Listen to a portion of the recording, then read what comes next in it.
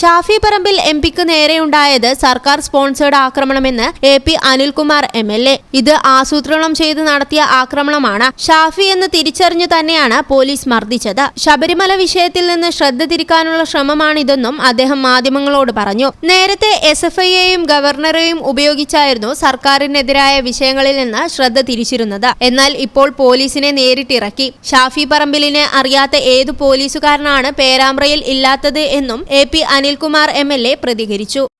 Police lathi charge നടത്തുന്നു. ഷാഫി പറമ്പിൽ MPയെ അറിയാത്ത ഏത് പോലീസുകാരാണ് പേരാമ്പ്രയിൽ ഉണ്ടാവുക? അത്രയും അറിയപ്പെടുന്ന ഒരു യുവ നേതാവ്, ഏറ്റവും പോപ്പുലർ ആയിട്ടുള്ള ഒരു MP.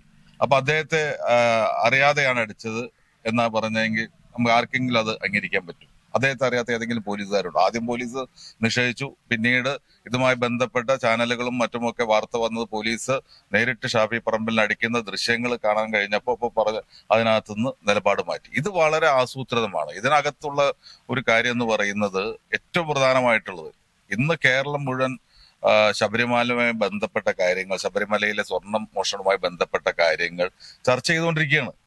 അത് കേരളത്തിലെ എല്ലാവരും, CPM ഉൾപ്പെടെയുള്ളവർ ഇത്തരം ഒരു കാര്യം നടന്നതിൽ വലിയ ഗവൺമെന്റ് പ്രതിഷേധത്തിലാണ്. പൊതുസമൂഹം പ്രതിഷേധിക്കുകയാണ്.